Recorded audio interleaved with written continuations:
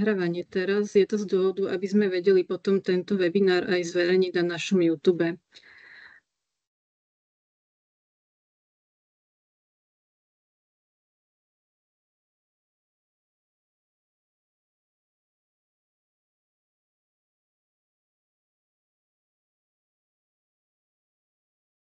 Dobre, takže na začiatku si predstavíme nejaké základné termíny a informácie, čo sa týka tejto výzvy.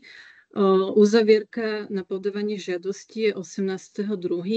Tento termín je veľmi dôležitý neprepasnúť, pretože žiadosti, ktoré pošlete po tomto termíne, my už nemôžeme akceptovať a budeme ich musieť vyradiť, ktoré nebudú posunuté na hodnotenie. Takže odporúčam aj si nenechávať vyplňanie tie žiadosti na poslednú chvíľu, aby sa nestalo, že to nestihnete, pretože sú tam napríklad aj nejaké povinné prílohy, ktoré budete musieť doplniť, aby sa nestalo, že potom vlastne zistíte, že nemáte na to čas a nestihnete ten termín. Alokácia vo výzve je 2500 eur, s tým, že výška štipendie je 2500 eur. Táto výška sa nemení, tak ako to je pri iných výzvach a grantových programoch, kde komisia určuje vlastne aj výšku tej podporenej sumy. Tuto je to vždy tých 2500 eur. Čo sa týka oprávnených žiadateľov, tak ide o fyzické osoby, ktoré teda musí mať trvalý pobyt alebo prechodný pobyt v Bratislave. Žiadosť sa podáva cez systém e-grant. Je to vlastne elektronický systém, kde vyplňate tú žiadosť a aj vlastne prikladáte tie povinné prílohy s tým, že poštou nám ju nemusíte posielať.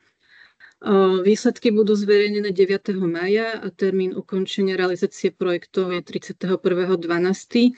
s tým, že vlastne potom 10. januára, najneskôr do 10. januára, môžete skôr samozrejme, nám posielať záverečnú správu spolu s vyúčtovaním. Tu by som zvýraznila, že to štipendium je potrebné aj zúčtovať. Vlastne vy v tom systéme e-grant, keď ukončíte realizáciu projektu, tak vy vyplníte záverečnú správu a k tej záverečnej správe priložíte kópie účtovných dokladov a tie nám potom zašlete. Tu by som už prešla k zámeru programu a k jeho cieľom. Nadácia sa teda snaží podporovať umelcov a umelkyne, takisto aj odborných pracovníkov. Čo sa týka teda tej podmienky profesionality, tak mal by to byť umelec, ktorý je buď už vlastne profesionálnym umelcom, ale môže ísť takisto aj napríklad do študentov alebo študentky, ktoré ale majú ukončený prvý stupeň štúdia. Okrem teda umelcov podporujem aj odborných pracovníkov, teoretikov napríklad, alebo teda iných, alebo kritikov, alebo iných odborných pracovníkov. A teda podpora sa zameriava na tvorbu diela vo všetkých oblastiach umenia, alebo takisto aj na výskum alebo odbornú reflexiu, prípadne nejakú kritiku a podobne. Pri tejto žiadosti je dôležité myslieť na to, že musí byť napojená na jednu z týchto špecifík. Jedná sa o globálne výzvy, takže tuto vlastne je zameranie na globálne výzvy, ktorým Bratislava čelí, a potom teda druhá možnosť je identita, že sa teda projekt venuje Bratislave a jej identite. Ako už bolo spomenuté, tak oblasti podpory sú buď tvorba diela alebo výskum a reflexia, pričom je dôležité, aby teda to dielo alebo výskum, alebo teda akýkoľvek výstup máte, aby to bolo odozdané v ucelenej alebo konečnej podobe, ktorá je prezentovateľná. Vlastne vy, keď budete vyplňať tú záverečnú správu, tak nám budete posielať aj prezentáciu z tej tvorby. Nemusí to byť finálna podoba toho projektu, vy na ňom môžete ešte ďalej pracovať, takisto nemusí byť ešte tento rok uvedené verejnosti to dielo, alebo teda ten výskum, ale malo by byť už v nejakej forme, ktorá je prezentovateľná, a vlastne v tejto forme bude potom aj sa prezentovať na klube štipendistov. Tuto máme nejaké základné podmienky žiadosti, teda ako som spomínala, tie výstupy musia byť zrealizované do 31.12. Žiadosť musí byť zaregistrovaná a odoslaná v tom systéme e-grant, takže treba si dávať pozor na ten dátum 18.12. Môžete poslať maximálne jednu žiadosť o štipendium, musíte vyplniť všetky informácie a odoslať tie povinné prílohy. A v prípade pridelenia dotácie sa umožňuje refundácia nákladov. To znamená, že my povolujeme aj spätné čerpanie. Ak napríklad podpíšete s nami zmluvu v júni a dostanete dotáciu v júni, ale na projekte pracujete už teraz, tak môžete si uplatniť výdavky už napríklad aj od februára. Ale je potom dôležité na to myslieť pri tom realizačnom pláne, keď ho budete vyplňať, aby ste tam zahrnuli už aj tieto aktivity. Čo sa týka výdavkov, tak máme tu dva hlavné typy. To sú životné náklady. Tam spadajú napríklad také každodenné výdavky typu potraviny alebo prenájom, energie, zabývanie napríklad, alebo takisto odvody do sociálnej alebo zdravotnej poisťovne. A potom tu máme náklady súvisiace s projektom. Tam môže ísť o rôzne spolupráce umelecké, napríklad cez autorské honoráre, alebo tam môže ísť nákup techniky, prípadne nejakého materiálu. Potom tam môže byť takisto prenájom pracovného priestoru, napríklad ak si prenajmete ateliér, tak to tam tiež môžete uviesť. Oprávnenosť výdavkov je teda v období od 1. januára do 31.12. a to už závisí od vás, že ako si vlastne vytvoríte ten harmonogram. A ako som spomínala, tak výdavky bude potrebné aj zúčtovať, že budete posielať kópie účtovných dokladov. A teraz, čo sa týka vlastne oblastí alebo aktivít, ktoré táto výzva nepodporuje, tak sú to napríklad podujatia alebo projekty, ktoré sa môžu uchádzať o podporu v grantovom programe Kultúra. Napríklad, ak by ste tento rok chceli vydať album, tak pravdepodobne to bude viac spadať teda do výzvy tvorba a uvedenie diela. Výzvy v programe Kultúra sa budú otvárať 10. februára. Takže onedlho vlastne si môžete pozrieť aj tieto výzvy a prípadne, ak si nebudete istí, že kam spadáte, tak kľudne sa ozvite, ak by ste potrebovali konzultovať. Takisto nemôžeme podporiť aktivity, na ktoré už poberáte štipendium od iného poskytovateľa. Kapitálové výdavky spojené so životnými nákladmi, to znamená výdavky od sumy 1700 eur, ktoré nie sú spojené s projektom. Ak by boli spojené s projektom, tak ich môžeme v niektorých prípadoch akceptovať, ale je potrebné poslať žiadosť. A takisto priame náklady iných osôb. Môžeme, teda priame náklady iných osôb nie je možné akceptovať. Tú zmluvu vlastne budeme podpisovať s vami a takisto aj potom na dokladoch je dôležité, aby bolo vaše meno. Ak by napríklad tam na faktúre bol uvedený niekto iný, tak nemôžeme vlastne takýto výdavok akceptovať.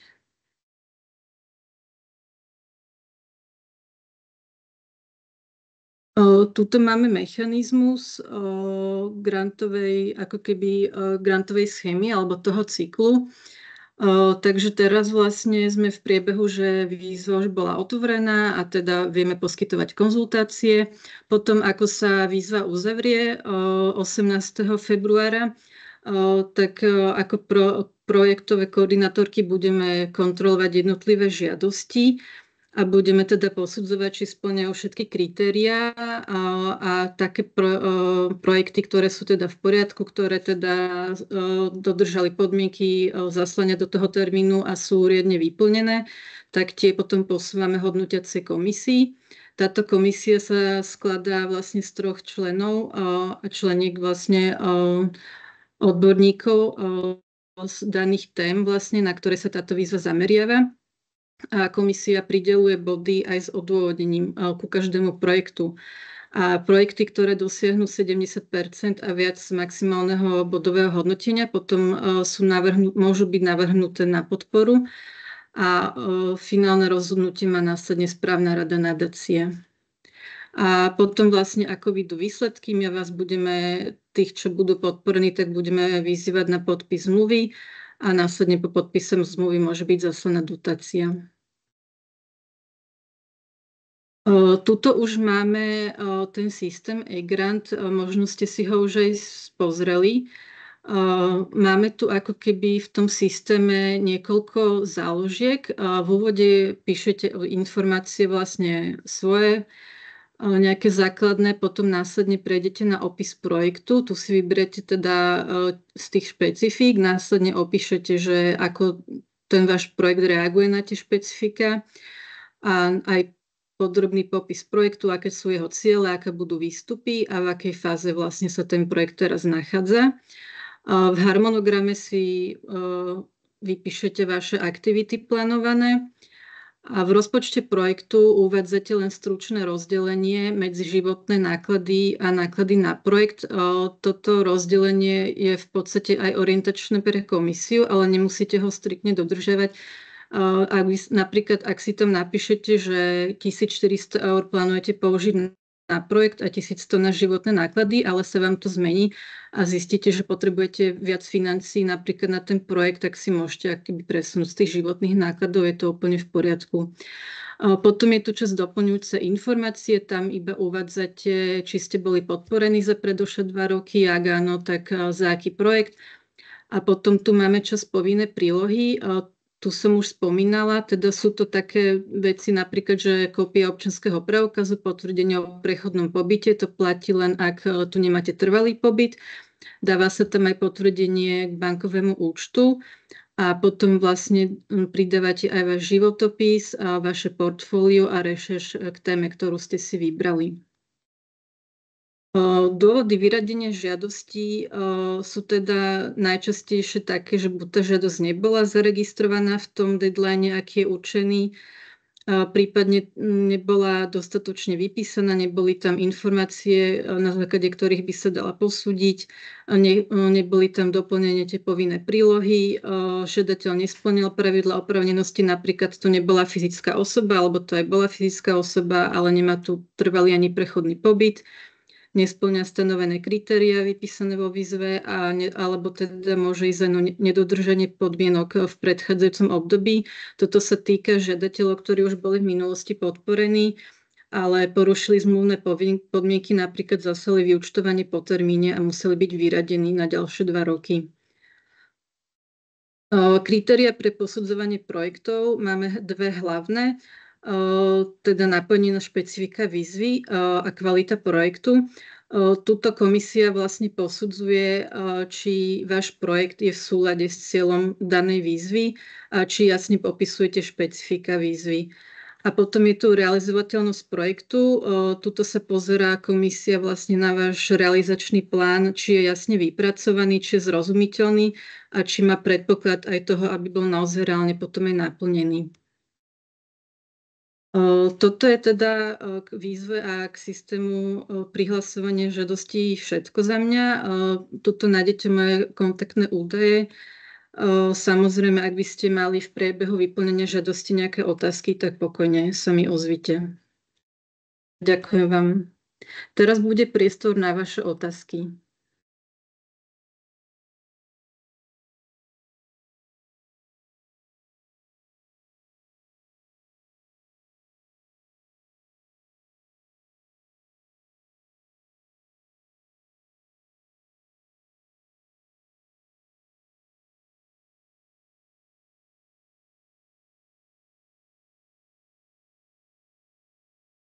Zatiaľ tu nevidíme v čete žiadne otázky. Nevidíme ani, že by ste sa niekto hlásili, tak vám skúsime dať ešte chvíľku času.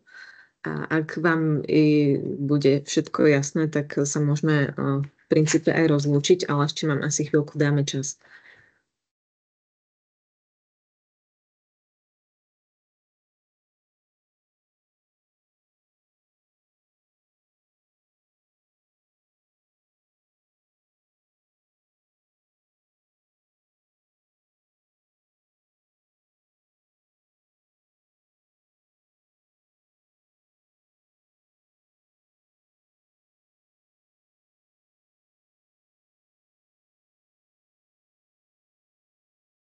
Dobre, tak ak je to všetko, ak teda naozaj nikto nemáte otázky, tak vám ďakujeme. Tak máme otázku. Áno, Juraj, kľudne. Môžeš aj si zapnúť mikrofón, môžeš nám ju aj tak zdieľať, alebo kľudne aj napíš. Dobre, tak počkáme. Ahojte, počujete ma? je tu trošku hluk. Ale počujete ma? Áno, počujeme ťa. Počujeme. OK, super. A tak teraz si nám vypadol.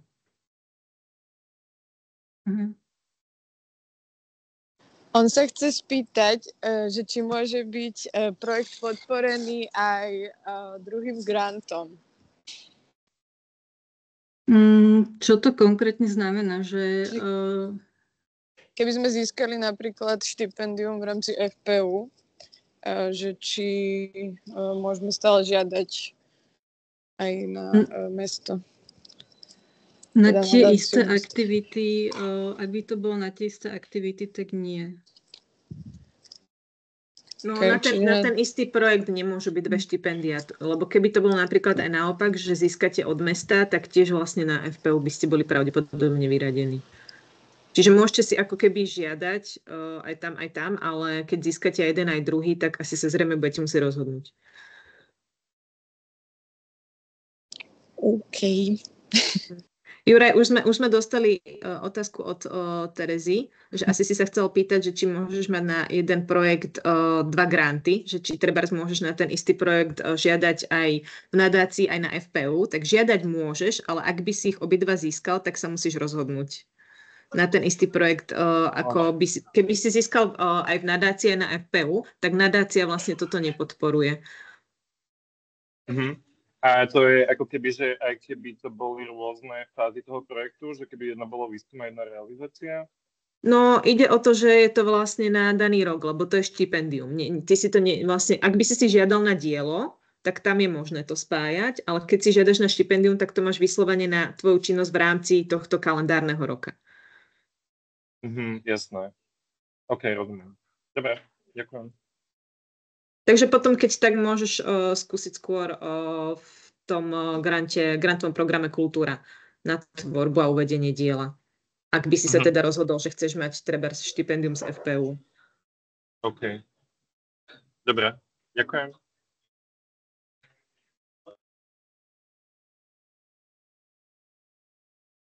Ešte niekto má otázku?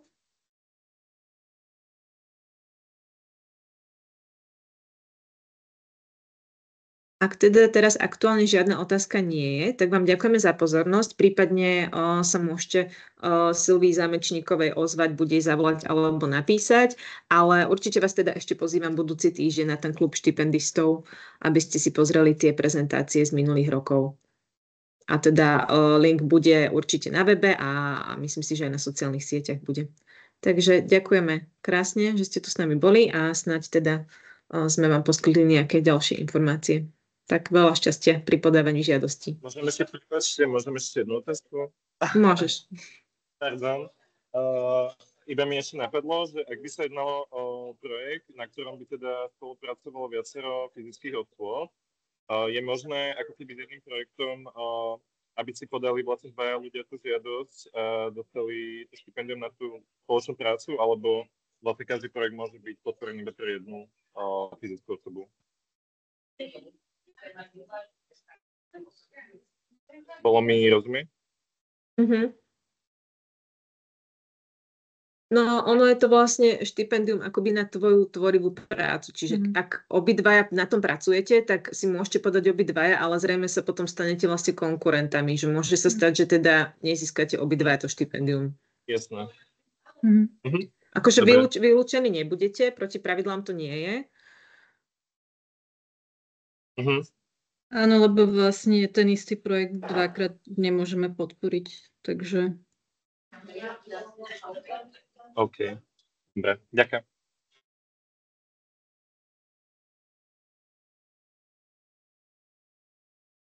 Dobre, tak ak je to všetko a už nemáte ďalšie otázky, tak myslím, že kľudne sa ozvíte potom ešte, ak by ste potrebovali konzultovať v priebehu vyplňania tie žiadosti. A ďakujeme, že ste sa pripojili. Pekný deň. Dovidenia. Do počutia.